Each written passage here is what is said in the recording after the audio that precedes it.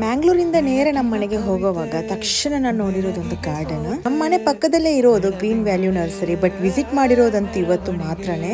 ಮುಂದೆ ನಡೀತಾ ಹೂವಿನ ಗಿಡಗಳನ್ನೆಲ್ಲ ನೋಡ್ತಾ ಹೋದೆ. ಸೊ ನನ್ಗೆ ಕನ್ಫ್ಯೂಸ್ ಆಯ್ತು, ನಾನು ಏನ್ ಪರ್ಚೇಸ್ ಮಾಡ್ಲಿ, ಯಾವ ಹೂವಿನ ಗಿಡ ಪರ್ಚೇಸ್ ಮಾಡ್ಲಿ ಅಂತ. ಸೊ ನನ್ಗೆ ಬೇಕಾಗಿರೋದು ಬಾಲ್ಕನಿಗೆ, ಹಾಗಾಗಿ ಒಂದು 4 to 5 ಏನಾದ್ರು ಗಿಡಗಳನ್ನ ಪರ್ಚೇಸ್ ಮಾಡ್ಕೊಂಡು ಮನೆಗೆ ತಕೊಂಡು ಹೋಗೋಣ ಅಂತ ಅನ್ನಿಸ್ತು. ಸೊ ಒಂದ್ಸಲ ಇವತ್ತು ಪರ್ಚೇಸ್ ಮಾಡ್ಕೊಂಡು ನಂತರ ಬಾಲ್ಕನಿಯಲ್ಲಿ ಇಟ್ಟು ಹೇಗೆ ಕಾಣ್ತದೆ ಅಂತ ನೋಡಿದ ನಂತರ ಇನ್ನೊಂದ್ಸಲ ಬರೋಣ ಅಂತ ಹೇಳ್ಕೊಂಡು ನಾನು ಸ್ವಲ್ಪ ಗಿಡಗಳನ್ನ ಪರ್ಚೇಸ್ ಮಾಡ್ಕೊಂಡೆ. ಇಲ್ಲಿಗೆ ಬಂದ ನಂತರ ನನಗೆ ಶಾಕ್ ಆಗಿರೋದು ಈ ಒಂದು ಗಿಡದ ರೇಟ್ ಕೇಳಿಬಿಟ್ಟು.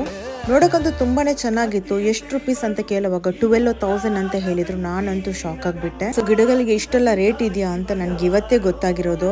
ಸೊ ನಮ್ಮ ಮನೆಯ ಜಗಲಿಯಲ್ಲಿ ನಾವು ನೆಟ್ಟಾಗ ಅದನ್ನ ಸುಮ್ಮನೆ ಕಿತ್ತು ಬಿಸಾಡೋದೆಲ್ಲ ಉಂಟು, ಬಟ್ ನಾವು ಅದನ್ನ ಪರ್ಚೇಸ್ ಮಾಡೋವಾಗನೇ ಗೊತ್ತಾಗೋದು ಒಂದೊಂದು ಗಿಡದ ವ್ಯಾಲ್ಯೂ ಎಷ್ಟಿರುತ್ತೆ ಅಂತ.